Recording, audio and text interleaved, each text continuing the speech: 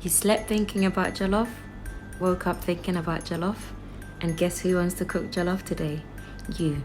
Welcome to my channel.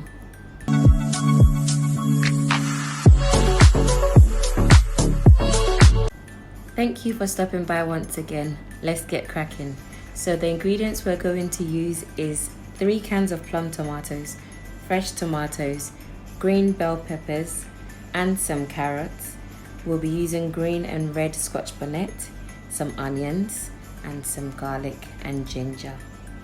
The spices we'll be using today is the shrimp Maggie cube, Onga stew, Onga momoni, Onga classic, Knorr chicken stock, and some curry powder. As well as this tomato passata, you can use any tomato paste you have in the house.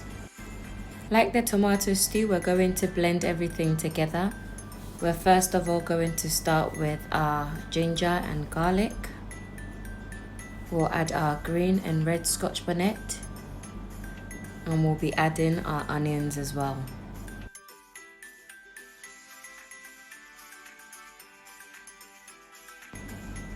After blending, you need to put this in a pan, and you need to repeat the same process for the carrots and the green pepper.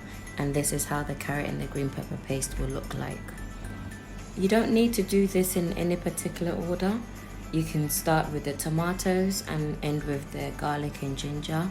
It's entirely up to you, but this is me pouring in the tomato passata.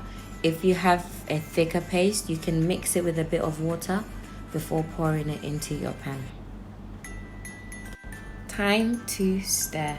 Stir your mixture very, very well and put it on the stove to cook on a mixture of high and low heat. So after 2 hours on the stove, this is how it looks like. The water is a little bit more drained, so we're going to add our spices. We'll start with the Onga classic, Onga stew, curry powder, Knorr chicken stock, and your Maggie shrimp cubes. I will be adding my favorite ingredient, that is the Badia complete seasoning and the jollof rice seasoning, as well as some bay leaves.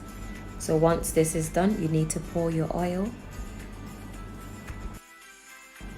and stir very well and leave on the stove to cook for about 10 minutes.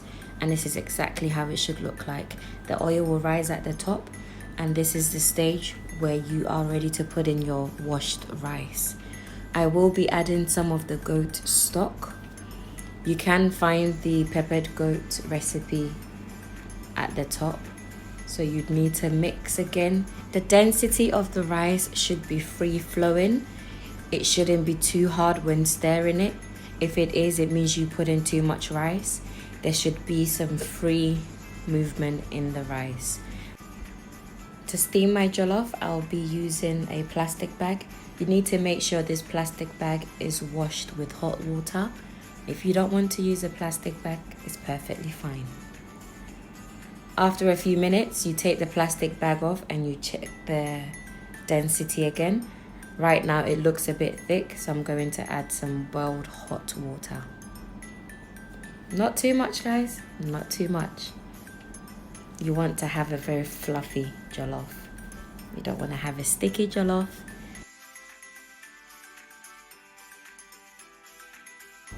Once you're done mixing, you can put your plastic bag over again and cover it to cook.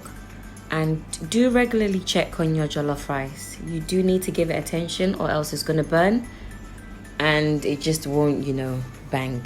But this is how my jollof rice looks like. Super fluffy, super sweet, and I forgot my beans, so I cooked it on the side, and voila.